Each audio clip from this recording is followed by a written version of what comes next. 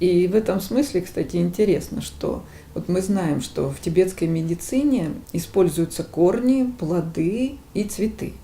И цветы как особая ценность. Стебли, да, листья. Да, но стебли, листья. Вообще да, много частей растений. Кора, но древесина. Я хочу сказать, смола. что да, используется все растение. Да.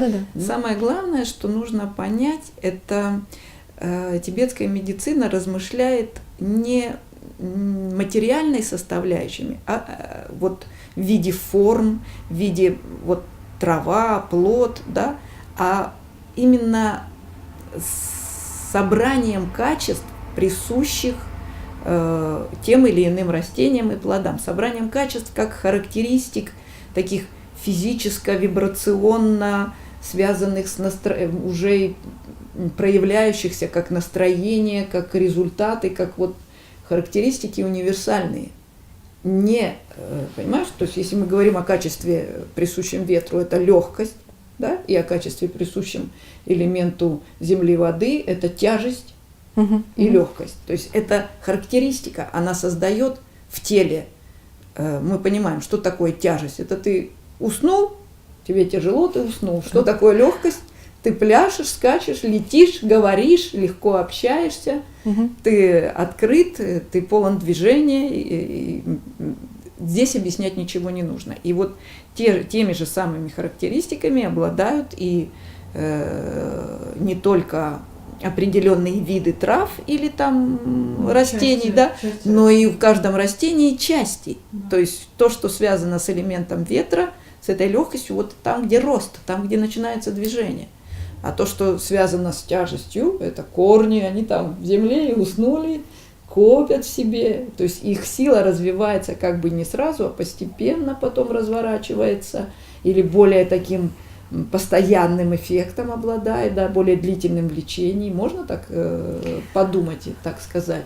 Я время от времени задумываюсь о том, как можно описать вот эти вот так называемые доши, то есть жизненные начала, лунг, пекен и трипа, как их можно описать европейским языком.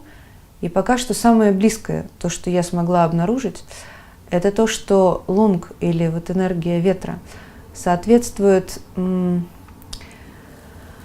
электрохимическому импульсу, который передается по нервным волокнам, дальше передается на мышцы, там, на группы мышц и так далее.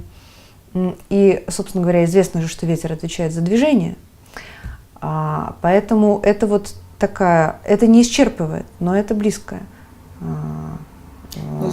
процесс. Важен аспект, что скорее электрохимические импульсы, которые описаны в западной медицине, да, скажем так, они являются самой близкой картинкой, чтобы описать то, зачем в понятии тибетцев стоит вот это за словом ветер, лунг. Да. Я думаю, что там глубже, потому Конечно, что там рассматриваются уровни, связанные с тонким. Безусловно. Там есть то, что на физическом плане проявляется, есть то, что проявляется на тонком плане. Да. То, что стоит за энергией трипа, желчь, это, вероятнее всего, процессы катаболизма. То есть это распад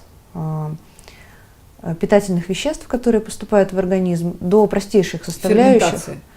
Не только. Но вот там цикл Кребса, так называемый, в процессе которого выделяется аденозин-трифосфорная кислота, АТФ, которая, собственно говоря, это цикл распада на мельчайшие составляющие, в результате которого, как побочный эффект, выделяется энергия.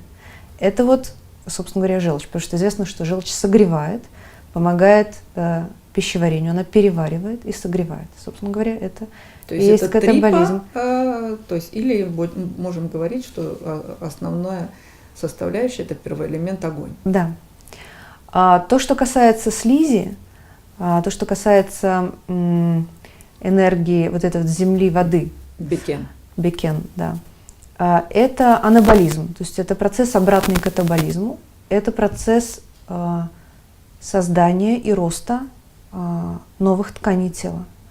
И в этом смысле, когда ты говоришь материальной формы, в растении, тканей новых да, тел, новых в растении есть энергия вот лунг в росте, но там также есть еще большое количество энергии земли, воды, потому что иначе откуда бы брались составляющие? Ну, а как оно там, как нас учили, фотосинтез, это тогда будет что, связанное с трипа у растений? Фотосинтез, я думаю, что да. Получается, да. То есть и мы понимаем, что когда у нас идет вот первый элемент, мы помним цикл рождения элементов: ветер, потом огонь, Да. и в момент появления огня появляется окрашенность, мы помним качество, характеристики именно желчи огня, это окрашиваемость, то есть делается видимым мир, да, скажем так, можно сказать. Все, то есть получается, борьба с болезнью – это не просто наведение баланса,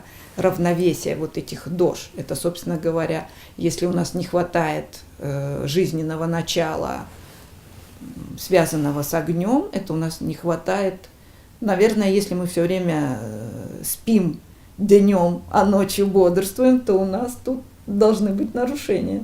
Наверняка. В силу образа жизни, да. Собственно говоря, вот, это, например, это один из симптомов проявлений нарушения вот, трипа.